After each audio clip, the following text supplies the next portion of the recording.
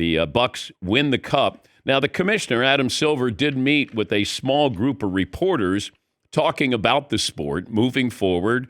There was talk about the three-point line. He seems to be content where the game is. And he said, yes, ratings are down, but ratings for cable TV are down. Streaming numbers, I don't follow that, but I'm sure he's all over that and probably likes the impressions they're getting on social media.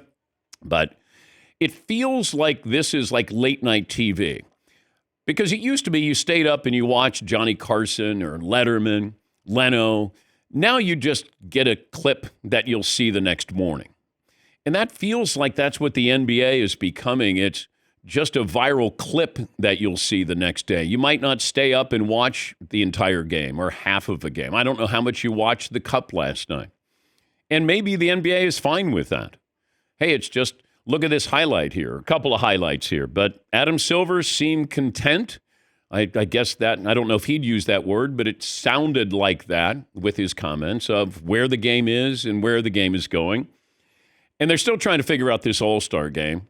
And now, like Kevin Durant says, let's go back to East versus West. Well, you guys did that and you screwed it up. So there is no fix for the All-Star game. Like they're trying to change a format here, and you're going to have the young players playing and the Friday night, and if you win, and then you're involved, and then now there's 4 teams involved in the All-Star game. Yes, Eden. There's like one fundamental flaw in everything with the All-Star game in fixing it, and that you're trying to make something matter that doesn't matter. There's no reason for the All-Star game to matter. It's just supposed to be fun. It's just supposed to be like, hey, look at this fun exhibition that they're doing. There's no reason for it to be that important.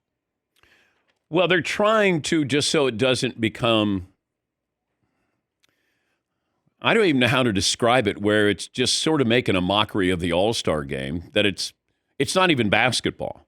It's just sort of a pickup game that's televised. Basketball isn't even really basketball. Now the All-Star game is even less basketball. Yeah. I just don't know if we care if it's fixable. Like a slam dunk contest, I'm not interested. I'll watch the three-point shooting contest. I've been saying for a long time, I would have former players with a current player. I'd have Del Curry with Steph Curry. I'd have Steve Kerr with Steph Curry, if you wanted to do that. Or Klay Thompson, not his dad, Michael Thompson. But you get Ray Allen shoots threes. That, to me, would be fun. If you want to incorporate the WNBA, that's fun as well. As long as the NBA players are fine with that, because they have more to lose if they lose the shooting contest. But you want to put Sabrina out there, Caitlin Clark, it's ratings gold. But, the NBA has to look at, are you developing your stars? The biggest names in the sport are still LeBron, Steph, and KD. That's a big issue. Because if I look at the NFL, well, maybe that's not even fair with the NFL. Looking at baseball, your biggest names, Ohtani, Aaron Judge, you're going to put Juan Soto in there, so he's younger. You got to have young stars. Anthony Edwards has all the makings of a young star. Wembanyama has all the makings of being a big star. But they're not there yet. Steph, KD, LeBron, still there. And I think as you grow your league, you want another generation to grow with those superstars or potential superstars. That, to me, that would be front burner stuff of how do we get these, they have to be part of the everyday vernacular where you're asking about them, you're talking about them. And maybe it's not fair to compare them to Steph, KD, and LeBron. Those are 3 of the top 10, 15 players of all time. And personalities. And I think that's what you're trying to get. You want relevancy. And I think that's part of the NBA's problem with me. It's not really relevant sometimes. They tried to create the NBA Cup, and okay, what? Hey, they're playing for extra money. That doesn't excite me. Hey, they're really caring about that doesn't excite me. Then we wait till Christmas, but then the NFL just big-footed you on Christmas. You got bowl games coming up. These are actual bowl games that mean something. See, this is where there's only so much room, and you got to find your place. You got to find your space on the mantle where you go, wait a minute, where are you going to put us? Now they're playing, bowl games on Friday night. It's all the way through here into January. So it's pretty tough. And then you got playoff football with the NBA. Then you got March Madness. So you're really trying to carve out your little piece of the pie here. Yes, Eden.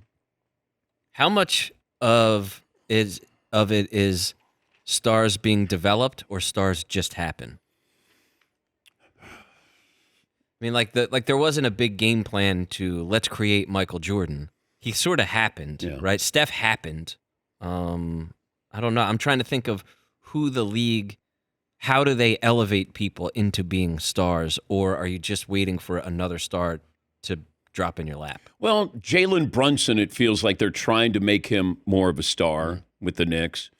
Anthony Edwards, it feels like. Should be. Ja Morant, kind of screwed up his timeline. What's Zion Williamson? Yeah. Like, what is he? Who is he?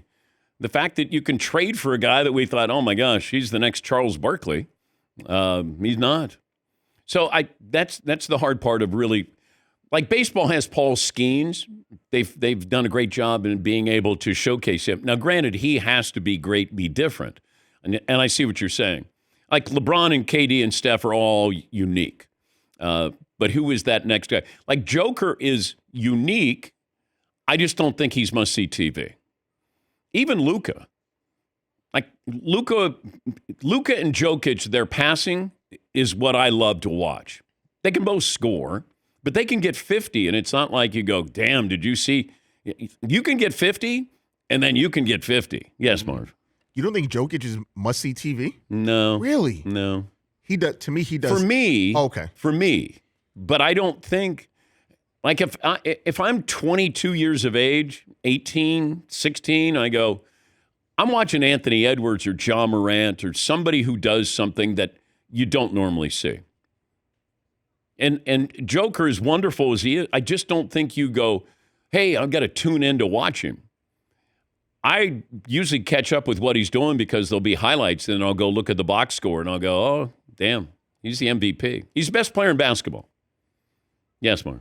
But I thought he'd be your cup of tea because he has a real Bill Walton type of game where No, once again, I'm take me out of the equation. Okay. Yes. Because I watch the Wizards.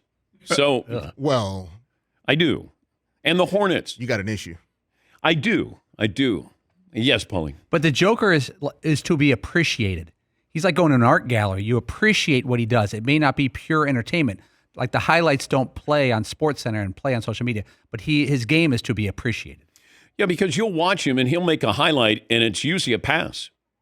I mean, a rebound and a full court baseball pass to somebody who dunks it. Yes. Now baseball has gotten to the point where it's a strikeout or home run. And so those are clips. You don't have to watch a game. You can they'll download you and say, oh, they had 15 strikeouts and this guy hit 3 home runs. That's baseball. By the way, baseball had a study. I don't know how long the study was, but they realized if you throw really hard, there's a better chance that you'll hurt your arm. I could have saved them some money, just saying. It was like a 60-page document that said if you throw harder, that you have a better chance of hurting your arm. Yes, Paul. So if you drive faster, you're more likely to get in a car accident from the same people. Or get a ticket. You're more likely to get a ticket. I mean, oh my gosh.